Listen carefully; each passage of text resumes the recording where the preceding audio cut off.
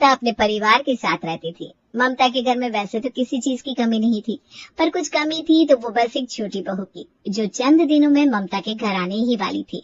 और अब पूरे घर में उसी के स्वागत की तैयारियां और चर्चाएं चल रही थी। 1 हफ्ता रह गया है, मेरी छोटी बहू घर आ जाएगी, जैसे बरसों की मुराद पूरी होने वाली हो। मम्मी जी, मैं तो सोच रही हूँ क्या पहनूं उस दिन। बहू को देख के कहीं मैं ही फीकी ना लग जाऊं। अरे भाभी, आप तो चमकती रहती हो हमेशा। वैसे भी आप सबसे पहले रिश्तेदारों से मिलवाओगी। हमारी छोटी बहू कैसी है ये तो तस्वीर से ही अंदाजा लग गया था। बड़ी प्यारी लगती है। प्यारी तो है ही, लेकिन सबसे जरूरी है कि वो इस घर को अपना घर माने। मम्मी जी, आपने बताया था ना कि खाना भी अच्छा बनाती है, फिर तो मैं छुट्टी ले सकती हूँ ना? अरे भाभी, छोटी बहू आएगी तो पहले कुछ दिन आप सिखाओगी ना उसे, घर के ढंग रिवाज सब। हाँ, और मैं भी उसे हर वो बात सिखाऊंगी जो एक अच्छे घर की बहू को आनी चाहिए। बस तुम दोनों उस पर अपनी सास वाली छाप मत छोड़ देना, डर ही ना जाए बेचारी। पापा, आप तो बस मजाक करते रहो, पर मम्मी तो बहुत प्यार से सिखाएंगी, मुझे पता है। वैसे मम्मी जी, आपने उसके लिए साड़ी सिलवाई कि खुद की पुरानी देने का इरादा है? अरे बहू, नई साड़ियां तो 2 महीने पहले ही सिलवा ली थी, सारा सामान तैयार है। और मिठाई? शादी के दिन जो पेड़ा भेजा था वो तो कमाल का था। मुझे तो इंतजार है उस दिन का जब वो पहली रसोई में आएगी, कैसी हलचल होगी। अजय पहली बार सबके लिए चाय बनाएगी, मैं तो उसका वीडियो बना लूंगी। पहली रसोई के लिए मैंने खीर की रेसिपी लिख कर रखी है, माँ से सीखी थी मैंने। अरे ममता, पहली रसोई की बात हो रही है, पर उसका स्वागत कौन करेगा दरवाजे पे? मैं और सीमा दोनों मिलकर आरती करेंगे, थाली भी सजा ली है मैंने। और दरवाजे पे तो रंगोली भी बनेगी, मैंने नया डिजाइन देखा है। तैयारी ऐसी होनी चाहिए कि लड़की को लगे कि उसका सपना पूरा हो गया। और मेरे लिए तो बस इतना चाहिए कि वो हमें माँ बाप जैसा माने। मैंने तो अपने दोस्तों को भी मना किया है, उस दिन मैं घर से कहीं नहीं जाऊंगी। बहुत सालों से इस दिन का इंतजार किया है मैंने, मेरा घर अब पूरा लगेगा। और हमें अब नए रिश्ते जोड़ने का मौका मिलेगा जो सच्चे दिल से निभाना है। उम्मीद करती हूँ वो भी मुझे अपनी बड़ी बहन जैसी माने, ना कि बस जेठानी। और मुझे दीदी जैसा, ताकि मैं भी उसे अपनी राज बता सकूं। एक बात पक्की है, ये हफ्ता अब जल्दी बीतना चाहिए, मैं तो बेसब्र हो रही हूँ। चलो काउंटडाउन शुरू करते हैं, 7 दिन बाकी बस। चलो फिर आज चाय मैं बनाता हूँ इस खुशी में। वाह पापा, अब तो छोटी बहू ही लकी चार्म लग रही है। 7 दिन कैसे ही बीत गए, ममता के परिवार को एहसास ही नहीं हुआ। और फिर वो खास दिन भी आ गया जब छोटी बहू रेखा ने घर में पहला कदम रखा। कुछ ही देर में रसोई की पहली रस्म भी निभाई गई, जिसमें रेखा ने अपने हाथों से खीर बनाकर पूरे परिवार को परोसी। अरे वाह रेखा, खीर में तो मानो मिठास ही नहीं, प्यार भी घुला हुआ है। बिल्कुल ममता, ऐसी खीर तो मैंने बरसों बाद खाई है, दिल खुश हो गया। दादी, आपकी खीर ने तो दादी की याद दिला दी, क्या जायका है। रेखा, पहली रसोई में ही कमाल कर दिया तुमने, मैं तो हैरान हो गई। भाभी सच कहूं तो इतनी टेस्टी खीर मैंने पहले कभी नहीं खाई। रेखा, तुम्हारे हाथों में तो सच में जादू है, स्वाद के साथ सादगी भी है। बहू, तुमने तो मेरा मन मोह लिया, भगवान तुम्हें यूं ही गुणों से भर दे। अब तो रेखा की खीर हमारी फैमिली स्पेशल डिश बन गई है। मम्मी जी, लगता है अब मुझे अपनी रसोई की जिम्मेदारी बांटनी पड़ेगी। और मुझे लगता है कि मैं अब खीर के बहाने रोज घर आ जाऊं। भाभी, आप तो चुपचाप आई और रसोई में छा गई। मेरी छोटी बहू इतनी समझदार है, पहले ही दिन सबके दिल में जगह बना ली। खीर की एक एक बाइट में अपनापन था। पापा मम्मी, सबका प्यार ही मेरी सबसे बड़ी मिठास है। इतनी सिंपल और स्वादिष्ट खीर बनाना कोई आसान बात नहीं है। भाभी, आपने तो आज रसोई में अपना पहला कदम यादगार बना दिया। मैंने तो सोचा भी नहीं था कि पहली खीर इतनी परफेक्ट होगी। रेखा को ससुराल आए अब 1 हफ्ता हो गया था। उसने गौर किया कि घर में रोज चावल ही खाए जाते हैं, जबकि उसे रोटी पसंद थी। उसने सोचा क्यों ना ऐसी सब्जियां बनाई जाए जो सिर्फ रोटी के साथ खाई जाए, ताकि उसका स्वाद भी बना रहे और घर में थोड़ा बदलाव भी आए। ये क्या बहू, चावल नहीं बनाए? बिना चावल के तो मुझे खाना हजम ही नहीं होता। माँ, आपने सही कहा, रसोई की पहली शर्त है घर के स्वाद को समझना। मैंने सोचा कुछ अलग बनाऊं, इसलिए अरबी बनाई। रोटी के साथ अच्छा लगता है ना। अलग बनाने का शौक अच्छा है, लेकिन पहले घर का ढर्रा तो समझो। अभी तो आई है और देखो कैसे अपने मन से सब कर रही हैं।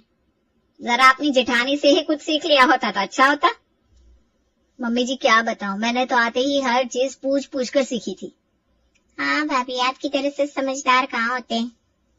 मैंने जानबूझकर नहीं किया, बस सोचा थोड़ा बदलाव अच्छा लगेगा। अरे बदलाव बाद में करना बहू, पहले घर की तो चाल समझनी चाहिए। मम्मी जी रहने दीजिए, मैं सब ठीक कर देती हूँ।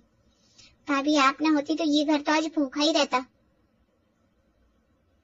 सब उठिए मत, मैं भी घुइयां को रसेदार बनाकर लाती हूँ। और हाँ, साथ में चावल भी पका देना बेटा। इतनी मेहनत की फिर भी कोई नहीं समझा। खाने में मजा तभी आता है जब उसमें हमारी आदतों का ध्यान रखा जाए। बस 2 मिनट दीजिए, सबको मनपसंद खाना मिलेगा। अरे भाई भूख लगी है, जल्दी से ले आओ कुछ गर्मा गर्म। मुझे तो भूख से चक्कर आने लगे, चावल के बिना अधूरा सा लगता है। तुमने मेहनत की थी, पर सबको चावल की आदत है। शायद मुझे भी पहले से पूछ लेना चाहिए था। मम्मी जी रसेदार घुइयां तैयार हैं, चावल भी चढ़ा दिए हैं। शाबाश मेरी बड़ी बहू, सच्ची गृहिणी ऐसी तो होती है। हाँ, रसोई की रानी तो जिठानी है। मैंने तो सोचा था सबको कुछ नया पसंद आएगा। लीजिए, अब सबका मनपसंद खाना हाजिर है। अब आया असली स्वाद, चलो खाना शुरू करें। तुमने तो बचा लिया आज का खाना, वरना देवरानी ने तो भूखा रखने की सोच ली थी। बिल्कुल, घर को ऐसे ही बहुएं संभालती हैं। अब तो भूख और भी तेज लगने लगी है। मम्मी जी, पापा जी, रेखा के हाथ की रोटी भी लाजवाब थी। ठीक थी रोटी, पर चावल ना होना बड़ी चूक थी। रसेदार अरबी वाकई स्वादिष्ट बनी है। अगली बार मैं आपकी पसंद का ध्यान जरूर रखूंगी। चलो अब सब खाना खाओ, बातें बाद में करना। रेखा ने ठान लिया था कि सब कुछ चावल छोड़ रोटी की आदत डालनी है। उसने दिल से मैक्सिकन स्टाइल सूखे राजमा और रोटियां बनाई। नई चीज सबको पसंद आएगी ये सोचकर मुस्कुराई, लेकिन ममता और ज्योति पहले ही रसोई में जाकर गुस्से से भड़क उठी। हे भगवान, ये क्या तमाशा है रसोई में? मम्मी जी देखिए तो सही, रोटी और सूखी राजमा, वो भी मैक्सिकन स्टाइल। इसे तो पूछना भी जरूरी नहीं समझा कि घर में क्या चलता है।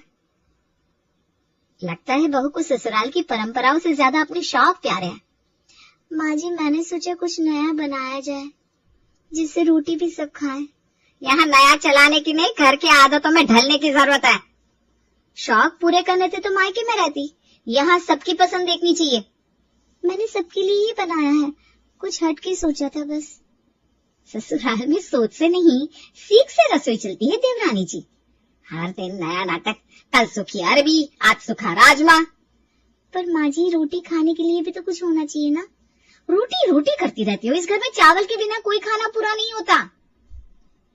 ये राजमा तो हमारे पंजाबी स्टाइल से भी कोसों दूर है, और रोटी हमें तो खाना चावल से ही पचता है। ये तो भूखा रखने का प्लान है। मैंने बस ये चाहा कि थोड़ा बदलाव आए, कुछ अलग स्वाद मिले।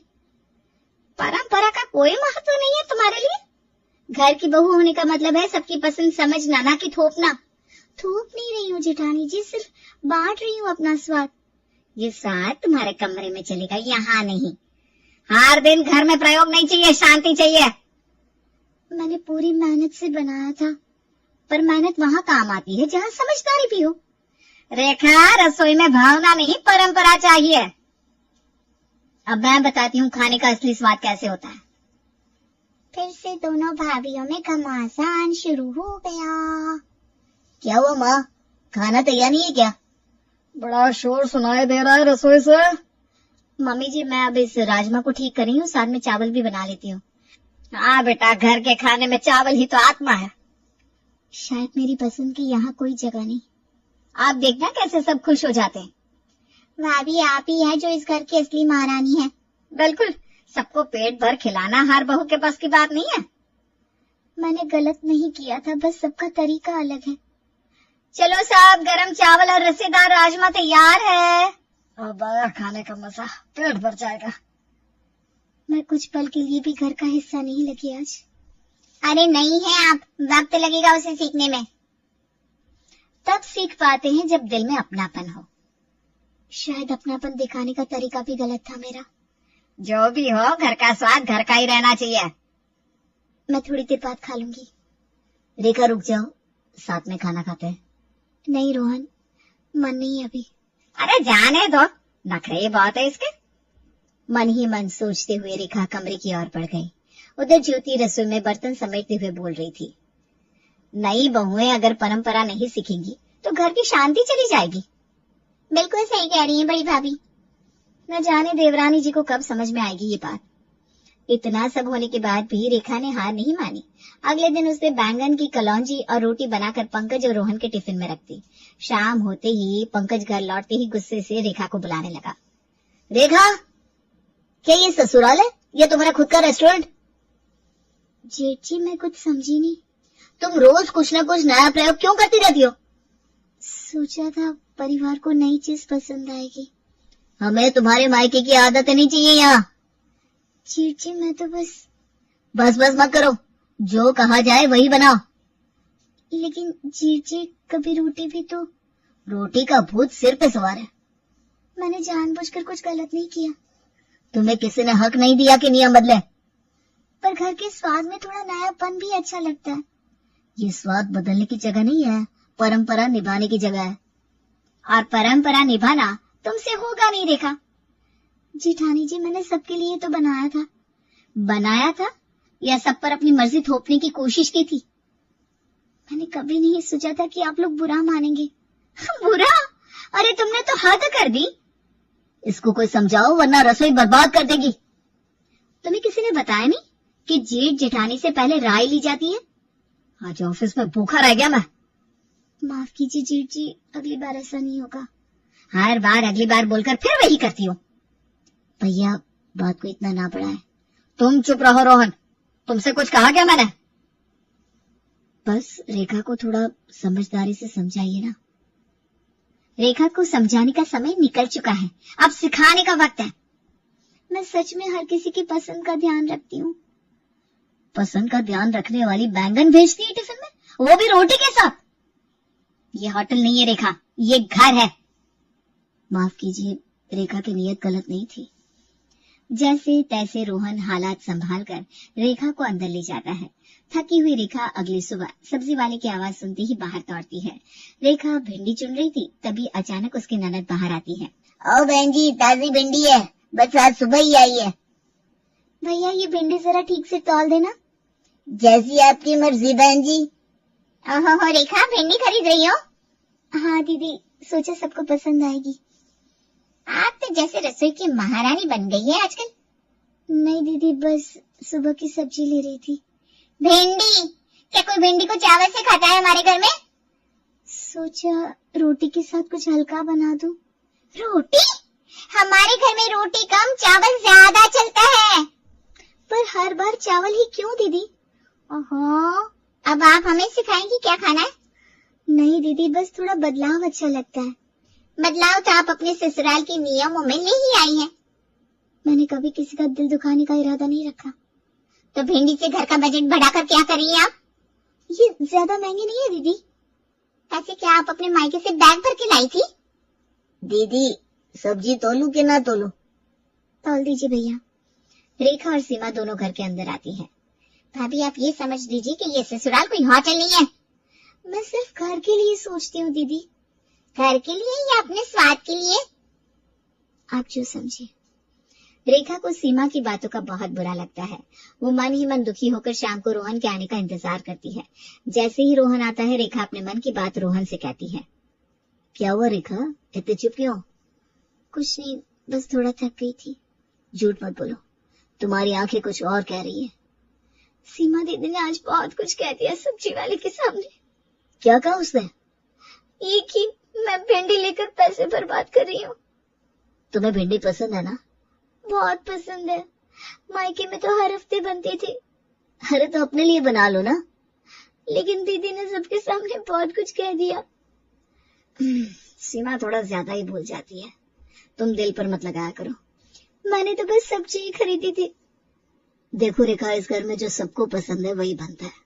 तो क्या जो मुझे पसंद है वो मैं कभी ना बनाऊं? नहीं, ऐसा नहीं कह रहा हूँ मैं, पर सबका ध्यान रखना पड़ता है ना। मैंने किसी का नुकसान नहीं किया, बस अपने लिए कुछ लिया था। तुम अपने लिए बनाओ, उसमें कोई दिक्कत नहीं है। लेकिन घर वालों को बुरा लगता है तो? जो खाना सबको पसंद है वो रोजाना का नियम है यहाँ। मैं नियम नहीं तोड़ रही हूँ, बस थोड़ा सा अपने लिए सोच रही थी। समझ रहा हूँ, लेकिन सबकी आदतें बदलना आसान नहीं होता। तो क्या कभी कुछ नहीं बदल सकता? धीरे धीरे सब होता है, बस समझिए। सीमा दीदी ने इतने लोगों के सामने नीचा दिखाया। सीमा को मम्मी से ज्यादा ससुराल की फिक्र रहती है। पर उनका लहजा बहुत कठोर था। मुझे पता है, लेकिन अभी झगड़ा बढ़ाने से कुछ नहीं होगा। मैं झगड़ा नहीं चाहती, बस समझदारी की उम्मीद थी। तो समझदारी दिखाओ, तुम वो सब मत सुनो। कभी कभी चुप रहना भी बहुत भारी लगता है। मैं हमेशा तुम्हारे साथ हूँ, पर घर के लिए भी सोचो। ठीक है, मैं समझ गई। रेखा ने इस बार समझदारी से काम लिया। रसोई में जाकर उसने भिंडी के साथ साथ चावल भी बना दिए। उसे यकीन था कि सूखी भिंडी देखकर सब रोटी मांगेंगे और इस बार रसोई में उसकी सोच की जीत होगी। आज तो भिंडी दिख रही है पर चावल भी है। समझदार होती जा रही है हमारी छोटी बहू।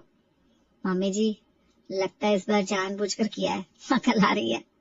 भिंडी और चावल, ये कॉम्बिनेशन तो कभी ट्राई नहीं किया। अरे हाँ, भिंडी तो रोटी के साथ खाते हैं, पर चावल के साथ क्यों नहीं, ट्राई करने में क्या जाता है, आज कुछ नया हो जाए। ठीक है फिर, आज भिंडी चावल स्पेशल डिनर।